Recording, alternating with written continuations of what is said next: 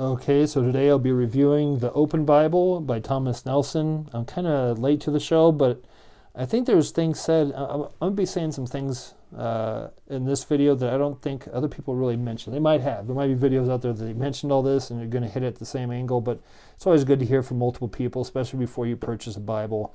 Because for a lot of people, the Bible that they're buying is going to be the Bible they're going to be using for the next, 5, 10, 15, 20 years. So I want to make sure that when you purchase something that you know what you're getting. And I'm going to be as honest as I can be on this one because I'm kind of underwhelmed on this one. But this is the Open Bible. There's a couple things about it. I know it has a 9-point font, which it says it has a 9-point font, but then it has an extensive topical index, which that's probably the gem that's in here. And it has over 72,000 cross-references, book introductions and outlines. Those are nice too. And the largest Thomas Nelson KJV concordance, which is also nice. Now, let me get the box out of the way. This has what's called it says a brown genuine leather. It doesn't say it's cowhide or anything, but I can tell you just pretty much by the feel of it and the weight of this leather, it's probably a split leather, either a split cow, split calf, anything like that. I don't see it being pigskin because it is a very supple, or not very supple, but a supple leather. And this kind of, I don't know, a lot of this threw me for a loop when I'm looking at this. It doesn't have any faux hubs. It just has these gilded lines across the spine. It says the Open Bible, King James, Thomas Nelson House symbol, but nothing on the spine. Yeah, like I said, it's very underwhelming, and the more I get into it, there's some good things about it, but a lot of good stuff, especially the information, but just the way it was done is not that great. It doesn't, right now, at the moment, lay flat. And another thing I'm kind of concerned about is you can see that bulge. That wasn't there when I first got it. It's starting to separate, I think, maybe from the glue. You can kind of see it. So it's just... kind of underwhelming. I think I can show you where they went wrong with this, but it does come with 3 ribbons, one blue, one wine red, and then one dark brown. They're just single-sided satin, and they're pretty lightweight. I like lightweight ribbons, especially how they were done back in the 50s and 60s and 70s and stuff. But presentation page, so you can present it to somebody or to yourself. And then you have the KJV Open Bible. And just so that you remember that, they do it again, but this time they put the Thomas Nelson House and KJV. And then here's where I think they went wrong, guys. And if you guys could help me out with this, I'd appreciate it. It was done by SWK. This is a second printing in 2019. With that being said, I do have the second run of this. It might be better on the first run, I don't know. But this was printed by SWK, and I'm sure they did all the binding and everything. I can't be positive of that, but I'm pretty sure. It was printed in South Korea. This Bible, now I've talked about blue Bible paper and it not really bothering me. This is not just blue in the gutter. I mean, you can see the blueness all the way across the page. And I have a camera that does different light settings. And it's not so bad if you're using like an old light, like old school lights that they don't even make. I don't even think they sell this kind of light bulbs anymore. But then if I go to like more of a fluorescent looking light, it's really blue. And then if I go to the most natural setting that I have on this particular device, it's going to be very blue. So this would be the most natural, like if you're in sunlight. I don't think there's really any glare to the paper, though. So, I mean, it is what it is. So you have Welcome to the Open Bible, including Thomas Nelson's most extensive and complete reference system. Okay, so it's giving you what stuff about the Open Bible, just a page and an eighth of a page of that.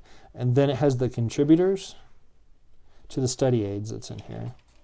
It has the contents. It has the dedication page. It does not have the translator to the reader, which I think every King James Bible should have that. I just think that should be standard.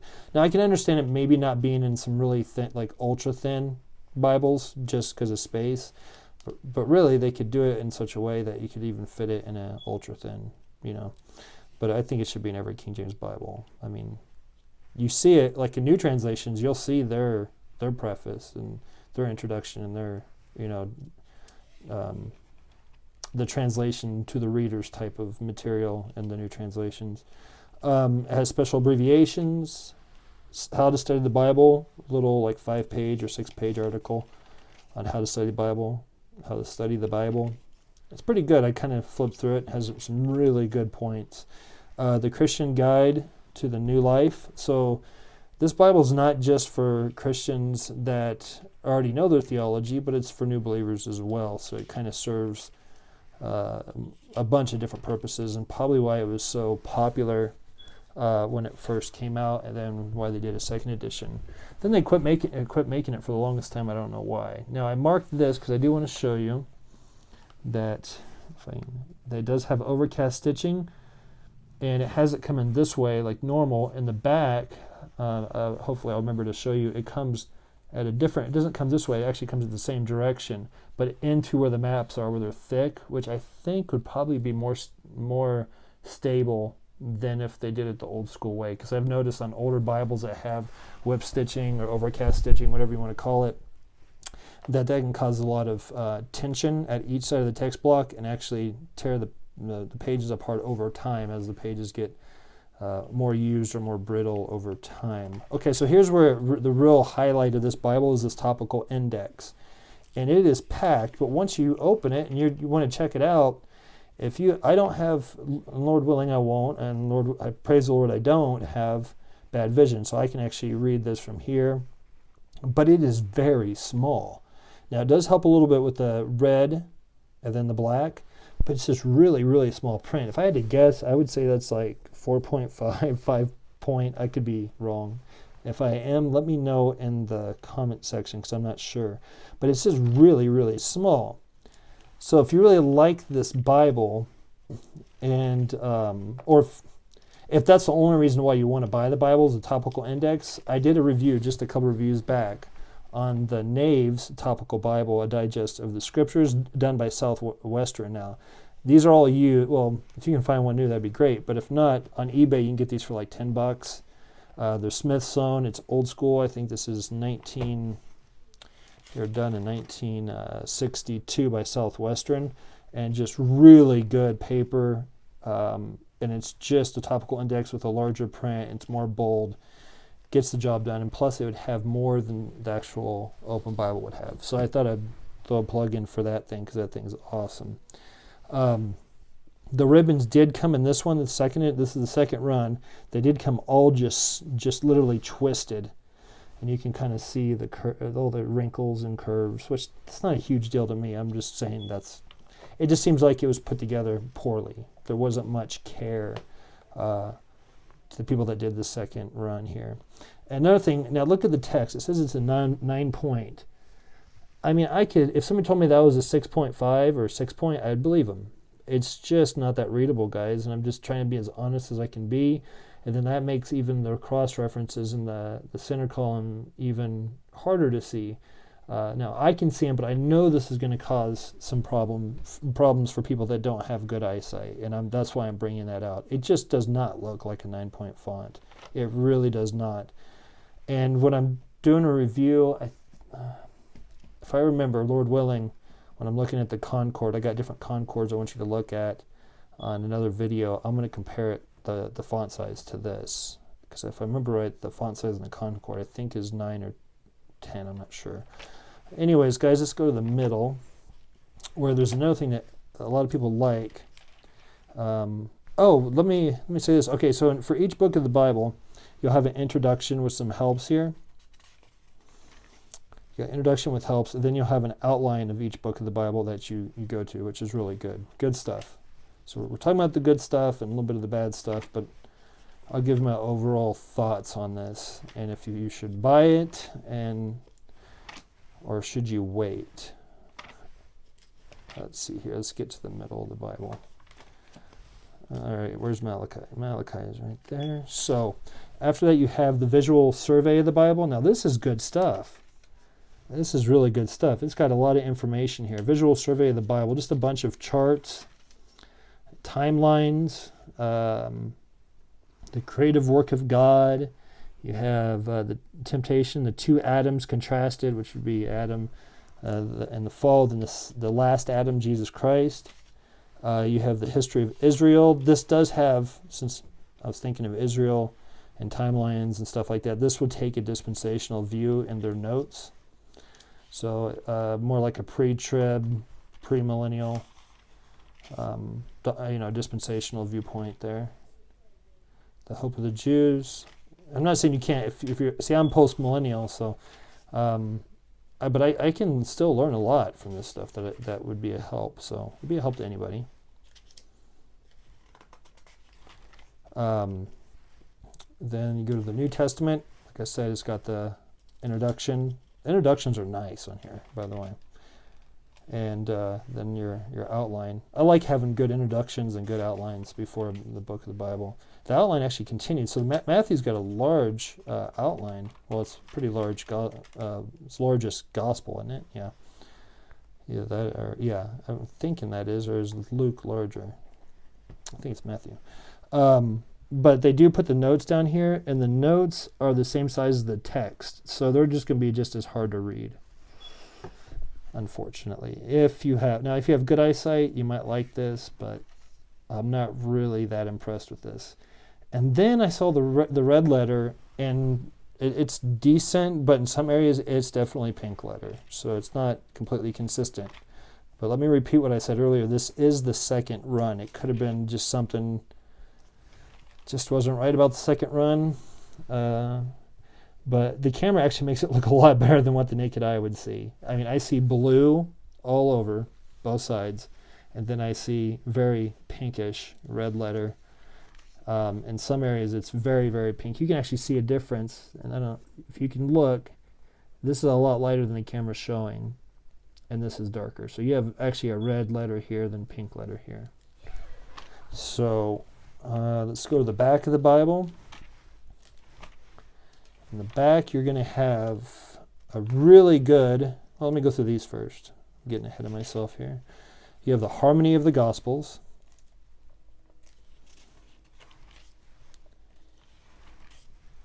Pretty extensive, too. I like that. You have the Jewish calendar. You have the Jewish feasts. And then table of monies, weights, and measures. The teachings and illustrations of Christ. I think that's really cool. Still in a very small print, but I'm not too worried about it. If it helps her in small print, it's not a huge deal unless it's like the main reason that people buy the Bible. That's why I brought up Naves if you're looking for a good topical Bible help. Prophecies of the Messiah fulfilled in Jesus Christ. Now, like I said, this is where your eschatology could come in, and there's not many. There's quite a bit, but there's not as many as if you're like amillennial or post-millennial. You'd see more fulfilled in Jesus Christ than what it shows here. It has that dispensational viewpoint. I still love my dispensational brothers, though. I do. I used to be hardcore dispensationalist. So, you have the parables of Jesus Christ, the miracles of Jesus Christ. You have the laws of the Bible. Now that's interesting. I like anything like that. That's like the laws of the Bible that we were looking at. That Hartel, the Blue Ribbon Bible has some, but the Hartel one has a lot more information. Between the Testaments, this kind of threw me for a loop because you would think that'd be between the Testaments. And especially if somebody's at like a bookstore and like, oh, what's in between the Testaments? Do they talk about the Apocrypha, or they talk about the 400 years of silence, or the so-called years of silence and stuff like that? They'd probably look in the center, and because there's stuff in the center, and like, oh, it doesn't talk about it. Well, what if they wanted it? That was one of the reasons they wanted a Bible, was to have, intertestamental period information. Talks about the Apocrypha, why Protestants reject the Apocrypha. See, I think that's a pretty bold statement, because I don't think all Protestants do, especially nowadays. There's a lot you can learn. Now, we don't, as a Protestant, or somebody that rejects the Apocrypha as the Word of God, like I don't believe it's inspired, but I think it's very helpful in a lot of areas. The Jews back in the first century, they read books. And some of those books were sure apocryphal. It has a scarlet thread of redemption. I think that was written by W.A. Criswell, as I showed in my W.A. Criswell Study Bible Review. And it just found its way in a lot of other Bibles. A Christian guide, a guide to Christian workers, kind of like that Bible I was just talking about, but it would say a guide to religious workers or something like that, but it's just simply Christian workers. Let's see what else it has. And that's pretty extensive, it is. So a lot of good information for Sunday school teachers or yourself or a new convert. I can see Sunday school teachers using that, and even preachers. Prayers of the Bible. And then this huge concordance. Now it is huge, but then you go to a very, very small font. I don't know if this will even... Yeah, it's a very small font. I had a dime. Let's see if I have a dime in my pocket. That way I can kind of give you guys... I do have a quarter, so I'll put that quarter next to it. Can you see how small that is? In fact, I think what it says, United States of America, is actually a larger font on this quarter than it is on the concordance. That's not good, guys. That's not good to me anyways. I can read it, but I know there's people out there that buy this Bible excited, and they're just like, man, I can't read this thing. So I know there's something after the concordance, if I remember right. Okay. There is a note regarding 2K Denmark's involvement. Okay, here's what I was talking about. You see the overcast stitching, some people call it whip stitching. It comes from this direction. Normally it would come this direction. But I'm glad it comes this direction in the sense that it's going into these thick cardstock pages. It'll keep the stress off the text block. It won't let those things separate. I think. That's my theory. We'll see what happens. Then you have your Thomas Nelson and Zondervan maps. They use the same maps now. Okay, so I'm just going to tell you what I think. I think if you want one now and you don't want to wait, I would get one like in a hardback. Get the cheapest one you can find, even if it's used, or go on eBay and try maybe find an older edition that's a large print. But what Thomas Nelson really needs to do is have it printed somewhere else, like AMC, where they had their Premiere and other Bibles done, on the paper that's like for the Preacher's Bible or any other kind of paper, just a better quality paper. I would get the font at least 2 to 2.5 points at least higher. And I don't mind if it's a little bit bigger. It's not that big of a Bible. There's my hand. Some people might consider that somewhat of a... To me, it's mid-size, but I don't mind if it's a little bit bigger if I can read it. Let me give you an example of what I'm talking about. If there's people that will do anything to have a Thompson Chain Bible, and this is the large print. This is a 64 edition. And that print is nice and bold. And then if I lay this on top... of here, I would say it's probably about 3/4 of an inch wider and 1/2 inch taller. Okay, so, and it's going to be a little bit thinner. Let me see here. Yeah, a little bit thinner, but some Thompson chains are thinner than this. This one just has a really nice paper to it. That's why I really like this. I'll be doing a video on how to remove gold. When I got this on eBay, it had somebody's name in it from 1964 or whatever time after. And I found out a really neat way to get the gold lettering off, and then I'm going to stamp my own name on it with my machine later. I'm thinking about it. I might just leave it the way it is. But I think what Thomas Nelson needs to do, like I said, is at least 2 to 2.5 and print or font larger than what's on here at least. And they really need to have it printed and bound by somebody who does a better job with red letter and uses better materials, because this was very underwhelming. But like I said, this is the second run of the newest release of this Bible. Could be just this, but let me know in the comments, because if we get a hold of Thomas Nelson, if you guys make comments to them, send them. I'm definitely gonna write a little email and let them know that I was very underwhelmed by the quality and then the way it was done. It's not impressive.